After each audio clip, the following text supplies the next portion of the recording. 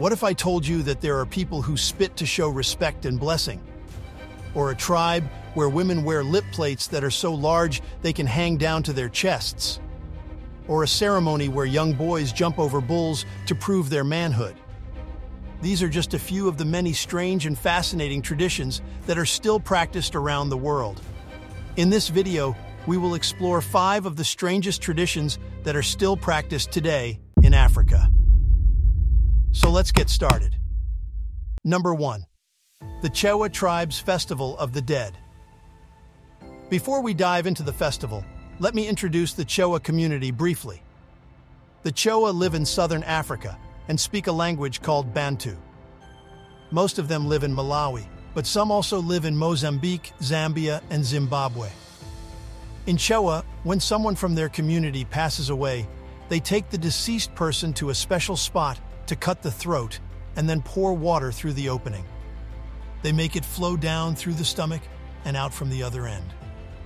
They kept doing this until the water ran clear, and it symbolized the cleansing of the person's wrongdoings. And they turned that purified water into a meal for the whole tribe, which was quite unexpected. But there's more to it. The entire village had to attend the funeral. In the Chewa culture, death wasn't seen as just a natural thing. It was often linked to witchcraft. So, they believed anyone connected to the deceased might be hesitant to show up, like a protective measure. This led to the entire village gathering together, just in case. The most interesting part is that Chewa funerals weren't only about mourning.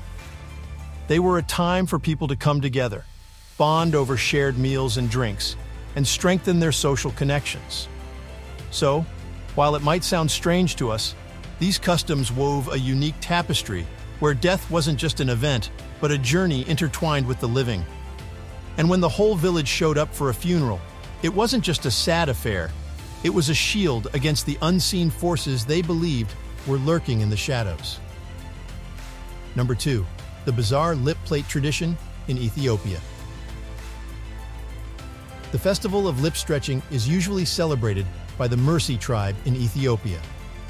Other than Ethiopia, the lip plate practice was also strong in Sudan in 8700 BC, South America in 1500 BC, and Ecuador in 500 BC, where archaeologists have found evidence of women wearing lip plates. When a female in the tribe reaches the age of 15 or 16, another woman will cut her upper lip and place a wooden plate inside of it. Once the appropriate length has been achieved, further stretching causes no discomfort. Girls in this group start going through the changes when they hit puberty. They start by sliding a tiny wooden stick beneath the lower lip. Then, over time, they switch it out for bigger sticks or plugs and even clay discs that keep getting larger to gradually stretch that lower lip. But here's the thing. During this stretching journey, there are some risks. Infections will pop up if they try to stretch it too quickly, and the lip can actually tear. So, while it might seem unusual to us, it's a custom with its own set of challenges and rewards.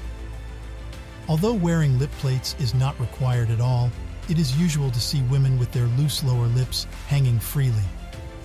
When it comes to the origin of the lip plate custom, there are a few theories out there, but it's one of those mysteries that will probably never have a concrete answer.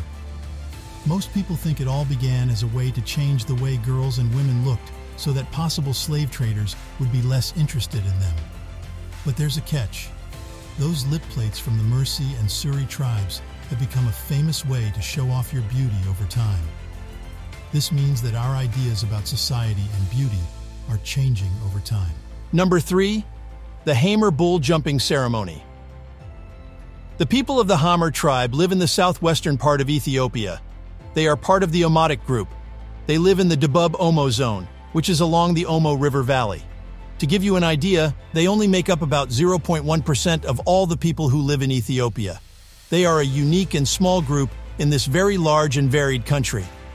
Let me tell you about the Hamar tribe's famous event where they jump over a bull.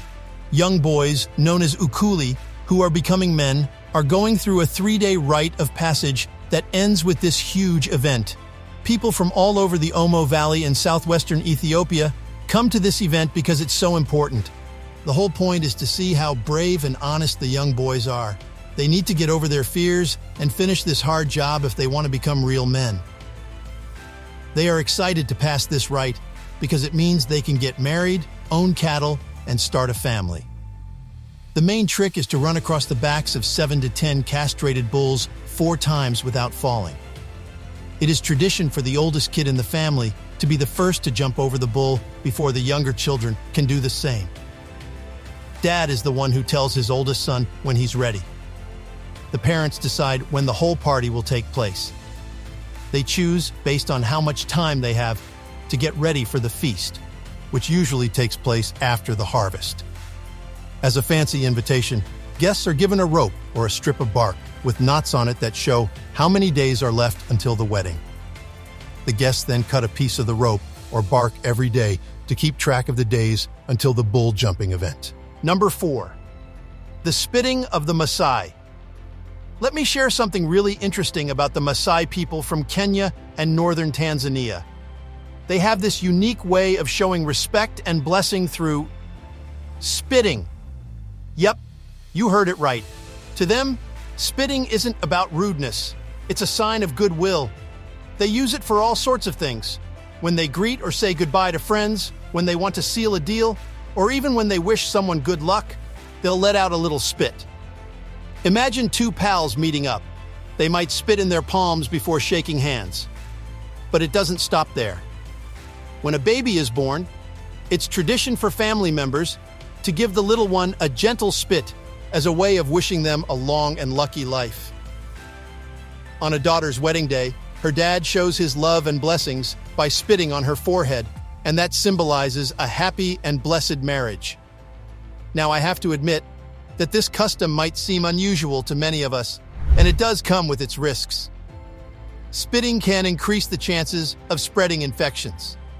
But for the Masai people, it's deeply rooted in their culture and a way of expressing respect and well wishes. Number 5. The healing dance of the San. The San are from South Africa, Angola, Botswana, and Namibia. They used to be called the Bushmen. They have this incredible healing dance ritual that's pretty unique. During this dance, they aim to enter a trance or an altered state of consciousness. In this special state, the healers believe they tap into healing energy that they can use to help the sick by touching the affected areas. But the dance is more than just about healing. It's like a remedy for negative vibes in the community. They start by lighting a big fire in the village. Women and children gather around, singing and clapping to the beat. Meanwhile, the men put on anklets and dance in front of the fire, creating rhythmic sounds with each step. Shamans believe they can communicate with the spiritual realm during this state. They consult with ancestor spirits through this relationship. Once a sick person is brought to the shaman, shamans cure illnesses and release harmful spirits into the night. This is intense. The healer may feel agony. As their spirits leave their bodies to defend the humans, they may jump into the fire. The community protects them with sweat and fly whisks to ward off arrows of illness. This practice can last hours, even overnight, to cure ailments they think are caused by bad spirits. Here we are at the end of the video. So, which of these traditions do you find the most bizarre? And why do you think these traditions have come about? Put your thoughts in the comment section, and don't forget to subscribe.